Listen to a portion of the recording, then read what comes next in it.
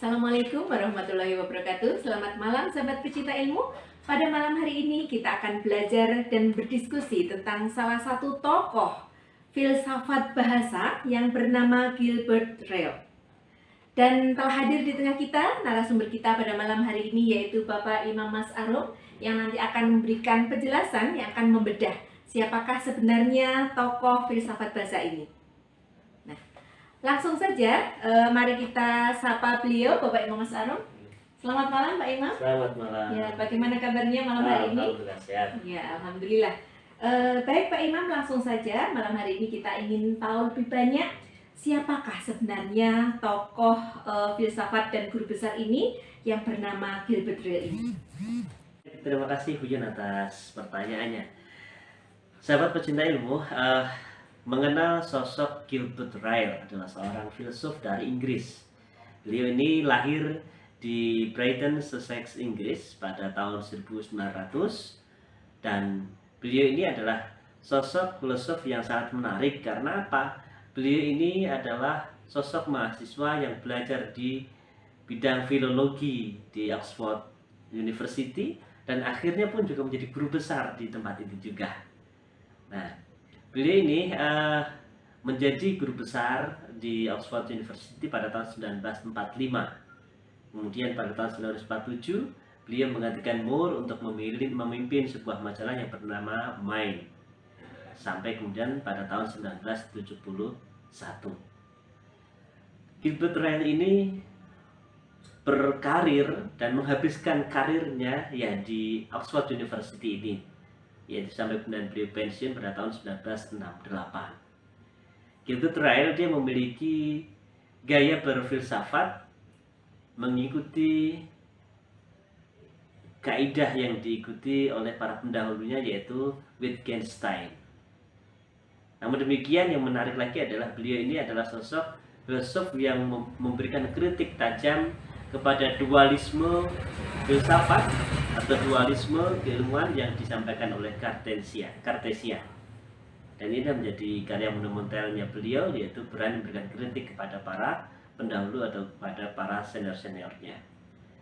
Dan sebagai karya monumental beliau ini yang diakui dunia, bahwa beliau ini memiliki satu karya yang monumental, yaitu The Concept of Mind, yang beliau lahirkan pada tahun 1949. Nah, itu beliau sebagai gambaran awal sosok dari seorang Gilbert Ryle ini.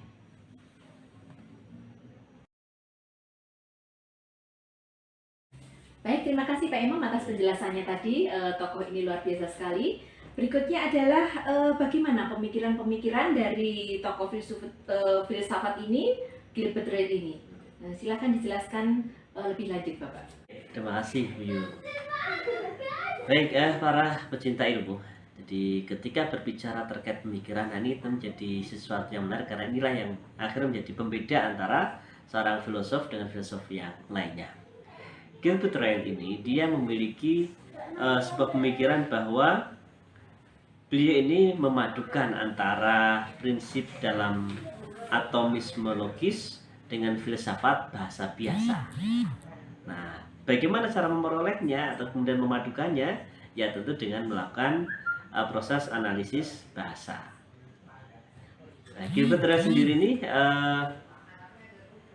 tidak mendasarkan struktur logika bahasanya, melainkan memperhatikan serta menganalisis penggunaan bahasa itu sendiri, utamanya dalam penggunaan bahasa sehari-hari. Nah, ini yang menjadi sesuatu yang sangat menarik gitu.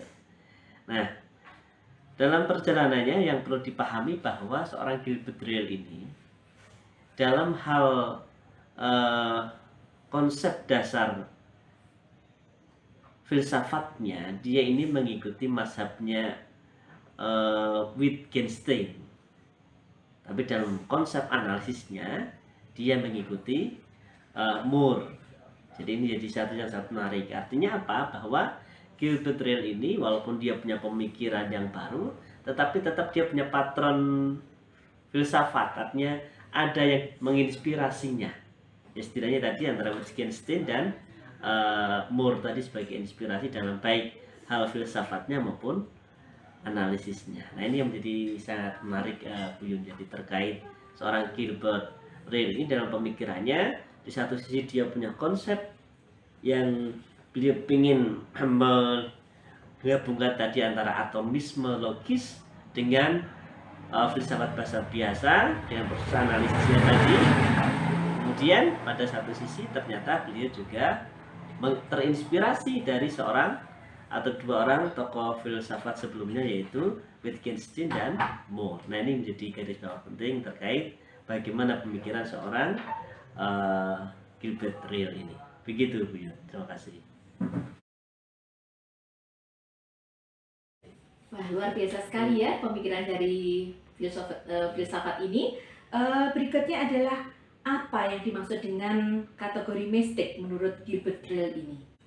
Oke, baik, terima kasih Bu Yun. Jadi kategori mistik ini menjadi sesuatu yang menarik ya, seolah-olah berdiri sendiri, tapi sebenarnya ini adalah bagian dari proses perjalanan seorang Gilbert Ryle di dalam berwacana terkait filsafat ilmu, seperti filsafat bahasa yang dia kembangkan. Nah, kategori mistik ini sebenarnya muncul karena apa? Karena Gilbert Ryle ini melihat ada sesuatu yang salah dari pemikiran yang disampaikan oleh Descartes, ya, seorang filosof juga, tapi beliau melihat bahwa apa yang dimunculkan, yang dihadirkan oleh Descartes ini adalah sesuatu kekeliruan, ya, kekeliruan atau sebuah kesalahan dalam berfilsafat. Karena apa? Karena Descartes ini mencoba melakukan dualistik, karena menempatkan manusia itu bukan sebagai sesuatu yang utuh, tapi menjadi dua hal yang berbeda, dalam yaitu ada roh dan ada materi. Padahal ini sesuatu yang sebenarnya satu kesatuan utuh, bukan satu yang berbeda.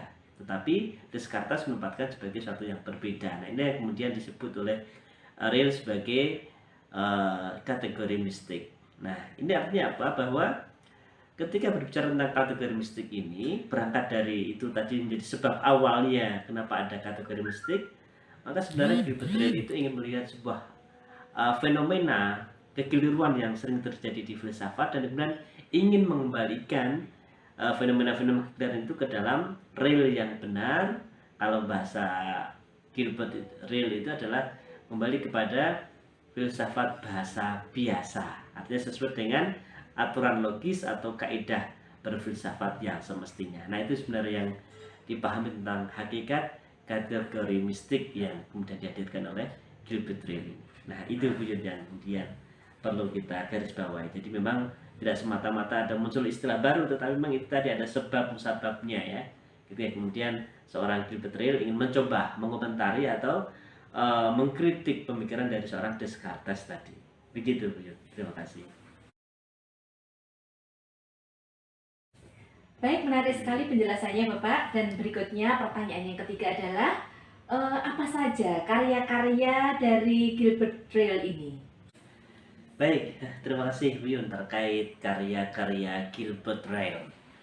Sahabat pecinta ilmu, berbicara tentang karya Gilbert Ryle, satu karya yang paling monumental yang beliau torehkan tepatnya pada tahun 1949 adalah The Concept of Mind.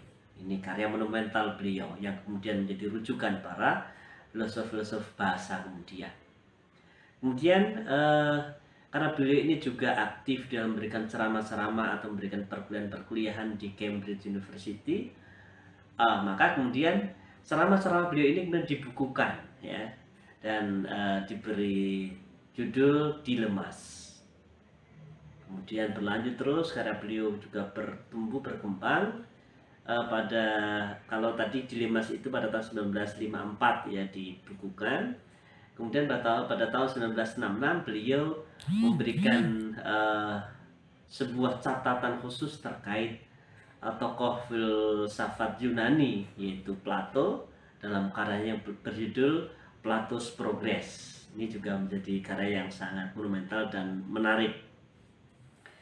Nah, karya-karya beliau yang banyak lainnya, tepatnya pada tahun 1971, setelah beliau itu selesai dari memimpin majalah Mind tadi, karya-karya beliau ini kemudian dibukukan ya, dijadikan satu dalam 2 jilid buku dalam 2 jilid karya beliau yang dikumpulkan dalam collected papers. Jadi ini kumpulan, jadi kumpulan tulisan dari seorang Gilbert Ryle dalam 2 jilid buku. Dan ini menjadi sangat menarik, artinya bahwa karya beliau ini sangat banyak sekali. Nah, yang menjadi menarik lagi adalah bahwa walaupun beliau sudah meninggal pada tahun 1976, ternyata pada tahun 1979 masih ada karya beliau yang kemudian diterbitkan lagi, ya, yang diberi judul On Thinking. Ini sebuah buku penutup, ya, setelah peninggal beliau. Tetapi yang paling penting kita ketahui adalah ini Bu Yun, sosok besar. Dia menghasilkan karya-karya besar, walaupun beliau sudah tidak ada, karyanya tetap terus bisa hadir sepanjang masa. Nah, ini menjadi daya tarik tersendiri. Ya, baik sahabat-sahabat semuanya, demikian tadi diskusi kita tentang tokoh filsafat bahasa yaitu Gilbert Ryle. Semoga apa yang tadi didiskusikan, yang disampaikan oleh narasumber kita memberikan tambahan wawasan terhadap kita semuanya, menambah cakrawala berpikir kita. Dan tak lupa tentunya kita ucapkan terima kasih sebesar-besarnya kepada Pak Imam yang sudah berbagi ilmu kepada kita semuanya pada malam hari ini. Baik, selamat belajar, selamat berkarya kepada teman-teman semuanya. Saya akhiri. Assalamualaikum warahmatullahi wabarakatuh. Waalaikumsalam warahmatullahi wabarakatuh.